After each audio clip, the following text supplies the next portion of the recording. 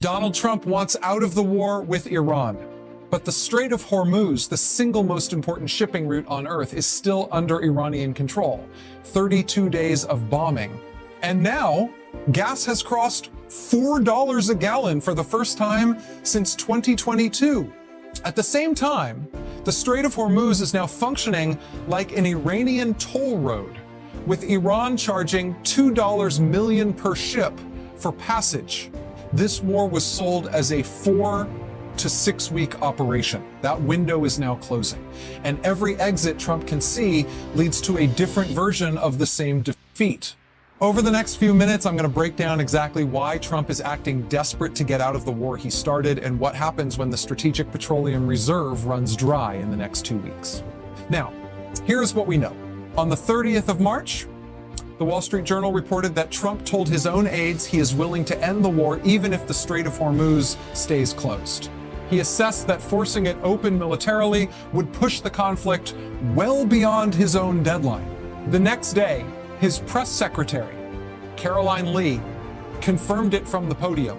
She listed the war's core objectives as destroying Iran's navy, dismantling its missile and drone infrastructure, weakening its proxies, and preventing nuclear capability.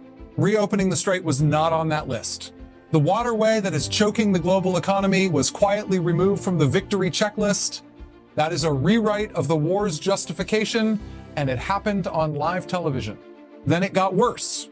On the 31st of March, Trump told reporters the war would wrap up in 2 to 3 weeks.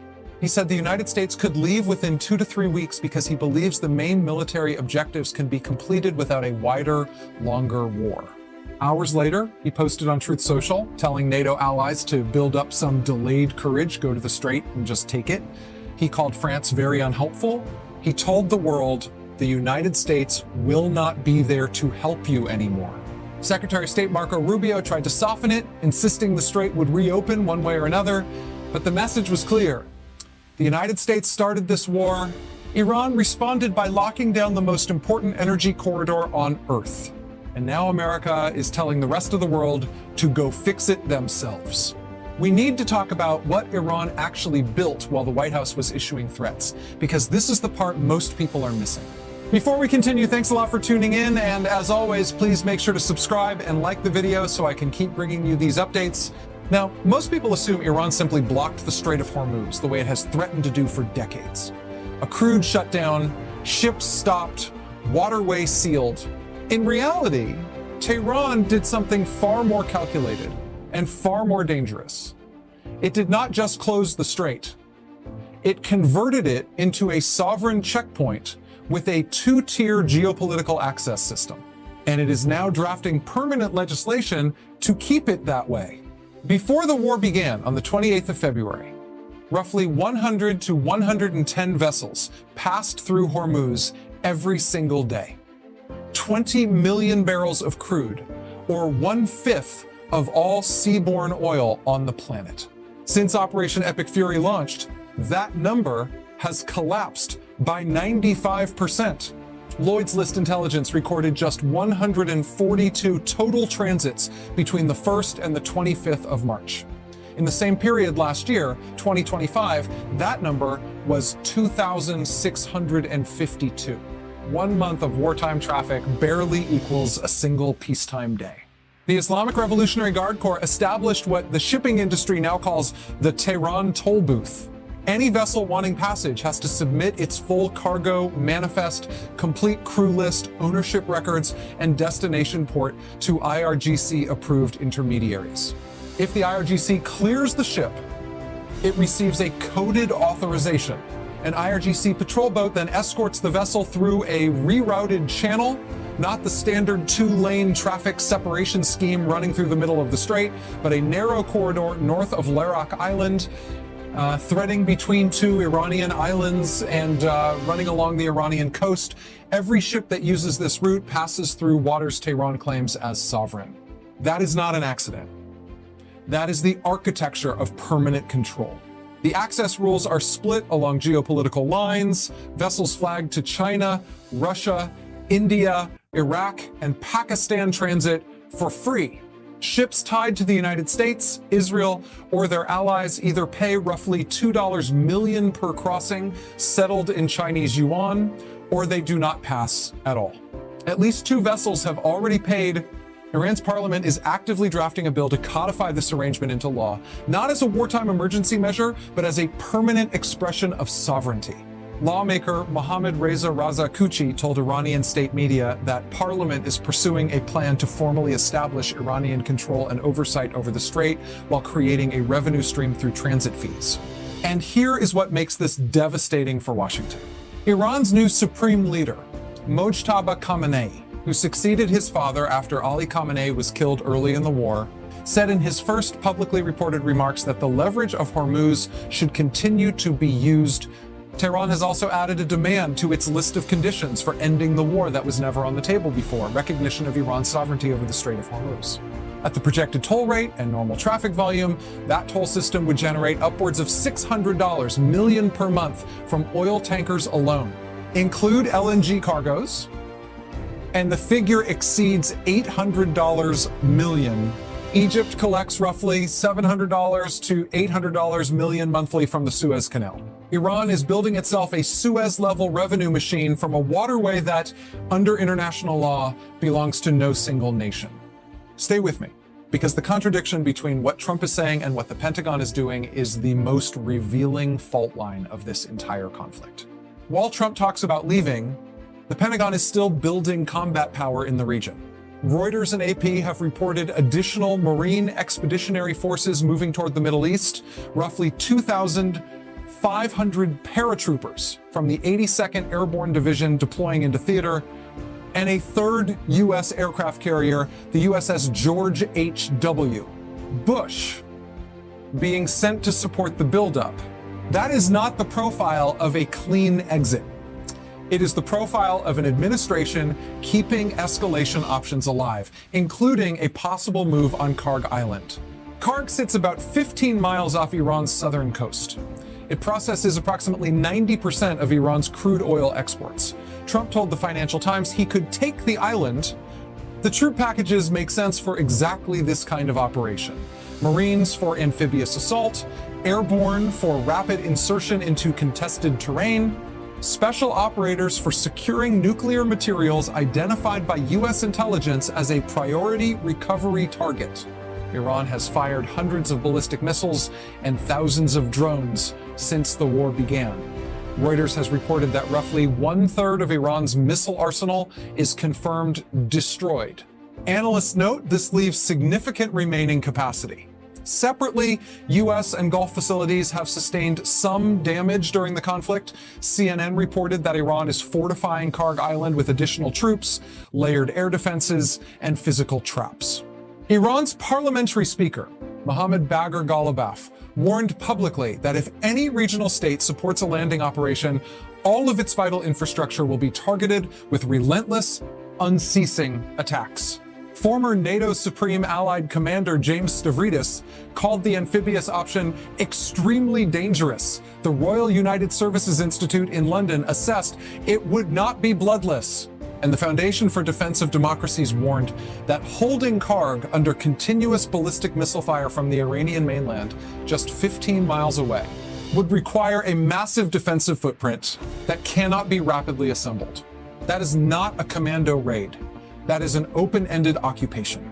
And Trump has spent his entire political career promising that the forever wars are over. Now, here is the dimension that is accelerating Trump's desperation faster than any military variable: the economic wreckage. U.S. gas prices hit a nationwide average of $4.20 on the 31st of March. That is a jump of more than $1 from the pre-war price of $2.97, a 35% spike in 32 days. Diesel has been even more brutal, surging 45% to $5.45 per gallon. Diesel powers every truck, every tractor, every freight train, every construction site in the country. That cost is not at the pump yet. It is in the pipeline. It will land on grocery shelves, shipping invoices, and electricity bills over the next 60 to 90 days. Brent crude settled around $118 per barrel for May delivery. That is a 60% increase since the war began. Goldman Sachs and others have warned that sustained closure of Hormuz could push crude past $150 or even $200 per barrel, a level the world has never experienced.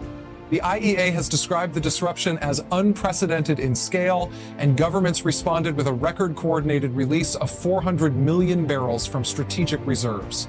That bought time, not a solution. The damage now stretches far beyond the pump. Qatar Energy has declared force majeure on some LNG contracts. The Philippines has declared a national energy emergency. Helium supplies have been disrupted, and markets are increasingly pricing in slower growth, stickier inflation, and fewer near-term rate cuts. Trump's political position has weakened sharply. Reuters, Ipsos, found his overall approval at 36%.